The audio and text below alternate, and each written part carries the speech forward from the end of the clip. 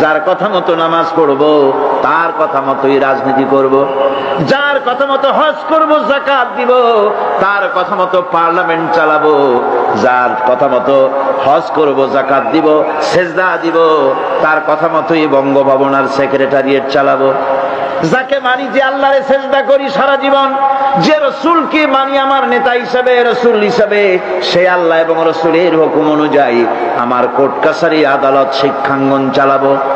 এটা যদি চালাই তবে আমি মুমিন, আর যদি না চালাই, সন্দেহে যদি নিপতিত হয়ে যায় যে কোরআন থাকবে মসজিদে, আমার পার্লামেন্টে কোরআন ঢুকতে পারবে না। কোরআন পার্লামেন্ট শুরু হওয়ার সময় একবার তেলাওয়াত হবে, কিন্তু তা আমল করা হবে না। অনুষ্ঠানগুলি শুরু হবে কোরআন দিয়ে, কিন্তু তা আমল করা হবে না। কোরআন তেলাওয়াত করে ব্যবসা প্রতিষ্ঠান উদ্বোধন করা হচ্ছে, কিন্তু সুদের টাকা দিয়ে ব্যবসা প্রতিষ্ঠান বানানো হলো। বিবাহ পড়ানো হচ্ছে কোরআনের আয়াত দিয়ে, কিন্তু যৌতুক গ্রহণ করা হারাম, সেই যৌতুক দিয়ে বিয়ে উদ্বোধন করা হলো। এমনি সকল ক্ষেত্রে নাফরমানি করে যে ঈমানের দাবি করলো, এই ঈমান ঈমান নয়, এর নাম মুনাফিকি।